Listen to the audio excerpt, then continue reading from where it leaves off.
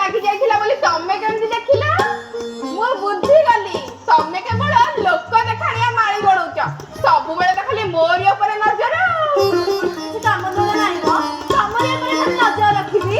ଆରେ ତମର ଏଥିରେ କଣ କାମ କହିଲ ଏତେବେଳକୁ ସେଠି ଥିଲେ ଲୁଗା ସଫା ବାସନ ମଜା ଓଳିଆ ଓଳି ଏମିତି କେତେ କାମ କରିଥାନ୍ତ ହେଲେ ଏଠି ତ ସେସବୁ କିଛି କାମ ନାହିଁ ଦିନ ସାରା ଖାଲି ଆରାମ ହିଁ ଆରାମ।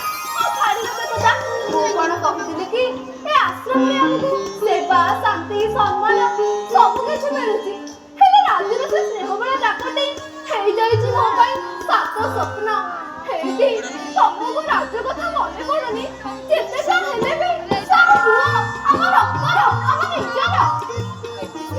ଆମ ନିଜ ପୁଅ ନାହିଁ ରାଜୀବ କିନ୍ତୁ ସୁଖ ଦୁଃଖରେ ସାଥି ହେବା ପାଇଁ ଗୋଟେ ସୁନ୍ଦର ପରିବାରଟିଏ ମିଳିଛି। ପୁଅ ରୂପରେ ଭଗବାନ ଅମୁକୁ ପଠେଇଛନ୍ତି ଆମମାନଙ୍କ କଥା ବୁଝିବାକୁ। ଏଠି ଆମେ କେତେ ସୁଖରେ ଆଉ ଶାନ୍ତିରେ ଅଛୁ କହିଲ ରାଜୀବ ଆମର ଆଉ କଣ ଦରକାର। ହଁ ତାର ତ ଆଉ କଣ ତମେ ଯାହା ରହୁଛ ଠିକ କଥା କହୁଛ। ହଁ ବାପା ତୁମେ କଥାବାର୍ତ୍ତା ପଛରେ ହେବ ଏବେ ତୁମର ସମୟ ହେଇଗଲାଣି।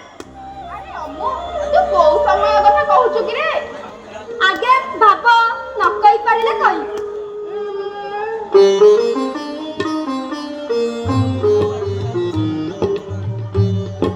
ହଁ ବୁଝିଗଲି ତୁ ମୋ ମରିବା ସମୟ କଥା କହୁଛୁ ନା। ହଁ ମୁଁ ଜାଣେ ମୋର ମରିବା ସମୟ ପାଖେଇ ଆସିଲାଣି। ନାଇଁ ବାପା ଆପଣ ଏମିତି କାହିଁ କହୁଛନ୍ତି ଆପଣ ମରିଗଲେ ମୁଁ ପୁଣି ଥରେ ଅନାଥ ହୋଇଯିବି। କେତେ କଷ୍ଟରେ ପରିବାରକୁ ମୁଁ ପାଇଛି ଆପଣ ପୁଣି ସେଇଟାକୁ ଭାଙ୍ଗି ଚାଲିଯିବାକୁ ବସିଛନ୍ତି। ଆରେ ପାଗେଳା ତୁ ଏତେ ବ୍ୟସ୍ତ କାହିଁ ହେଇ ପଡୁଛୁ କହିଲୁ।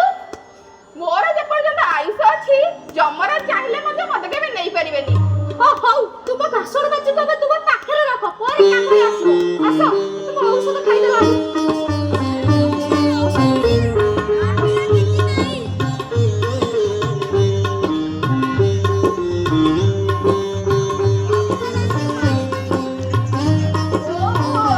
ମୁଁ ବୁଝିଗଲି ତୁ କୋଉ ସମୟ କଥା କହୁଥିଲୁ। ମୁଁ ଏଇ ସମୟ କଥା କହୁଥିଲି ମୋର ତୁମ ପରି ଆଗକୁ ଭାବିଲା ପରି ମୁଣ୍ଡ ମୋ ପାଖରେ ନାହିଁ। ଆରେ ଅମୁ ତୁ ଏବେ ମତେ ଯୋଉ ବଟିକାଟା ଦେଲୁନି ସେ କେବଳ ଗୋଟେ ବଟିକା ନୁହେଁ ରେ ମୋ ଭଳି ବୁଢା ମାନଙ୍କୁ ଯୁବକ କରିବା ପାଇଁ ସେ ହଉଛି ଗୋଟେ ସଞ୍ଜୀବନୀ ଗୋଲି। ବାପାଙ୍କର ଯୋଉ କଥା ହସିଲା କାନ୍ଦିଲା ମୁଁ ହସେଇ ଦେବେ। ତମକୁ ଥଣ୍ଡା ହେଇଥିଲା ବୋଧେ ମୁଁ ତୁମ ପାଇଁ ତେଳେ ରସୁଣ ସୋରିଷ ପୁରା କଡା କରି ଗରମ କରି ଦେଇକି ଦେହରେ ଟିକେ ମାଲିସ କରିଦେଲେ ଦେହଟା ପୁରା ଆରାମ ଲାଗେ। ଏବେ ସେସବୁର କିଛି ଦରକାର ନାହିଁ ରାତିରେ ଶୋଇଲା ବେଳକୁ ଟିକେ ମାଲିସ କରିଦେବୁ ଭଲ ନିଦଟେ ହବ। ହଉ ମୋର ହେଲେ କିଛି କାମ ନାହିଁ ତୁମର ଯଦି କଣ ମୋ କାମ ମୋ ପାଖରେ ଥାଏ ତାହେଲେ ମତେ ଡାକିବ ହେଲା। ଥଣ୍ଡା ଯୋଗୁ ଦେହଟା ଟିକେ ବସିଗଲା ମୁଁ ବଡା କପି କପି ଚାହା କପି ନେଇ ଆସିଲୁ ଆଉ ପିଇଦେଲେ ଅଳସ ବଡାଟା ଭାଙ୍ଗି ଯାଆନ୍ତା। ମୁଁ ତୁମ ପାଇଁ ତାହେଲେ କଡା କରି ଚା ନେଇ ଆସିଛି ଖାଲି ତୁମ ପାଇଁ ନୁହଁ ବାପାଙ୍କ ପାଇଁ ଆଉ ତୁମ ପାଇଁ 2 କପ୍ କଡା କରି ଚା ନେଇ ଆସିଛି ତୁମେ 2 ଜଣ ମିଶିକରି ପିଇବ ହେଲା। ଆସିଛି ଶୁଣୁ କାଲି ଗୀତାକୁ ଏବେ ପଢିକିରି କୋଉଠି ଥୋଇ ଦେଇଛି ଯେ ଆଜି ସକାଳୁ କେତେ ଖୋଜିଲେଣି ଜମା ପାଉନି ମୋ ପାଇଁ ଟିକେ ଖୋଜି ଆଣିବୁ ତ।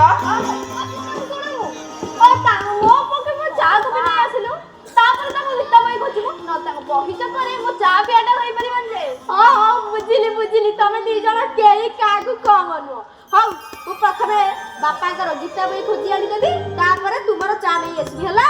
ଆସି ଆଉ କିଛି କହିବନି। ସତରେ କି ବିଚିତ୍ର ଏ ଦୁନିଆ ସ୍ନେହ ଟିକେ ଦେଇଦେଲି ସାତ ପର ବି ହେଇଯାଏ ଆପଣାର ଆଉ ସ୍ୱାର୍ଥ ପାଇଁ ନିଜ ଲୋକ ହେଇଯାଆନ୍ତି ସାତ ପର।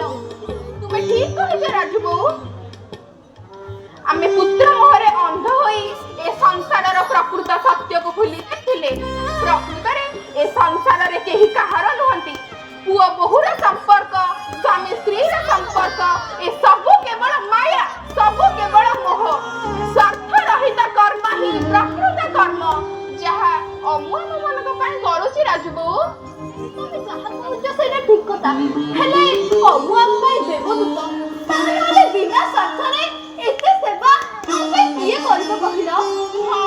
ସେଇଆ ନୁହେଁ ତ କଣ ରାଜୁ ବୋଉ ତା ପ୍ରତିବଦଳରେ ତାକୁ ଦବା ପାଇଁ ଆମ ମାନଙ୍କ ପାଖରେ ଆଶୀର୍ବାଦ ଛଡା ଆଉ କିଛି ନାହିଁ ରାଜୁ ବୋଉ, ଆଉ କିଛି ନାହିଁ।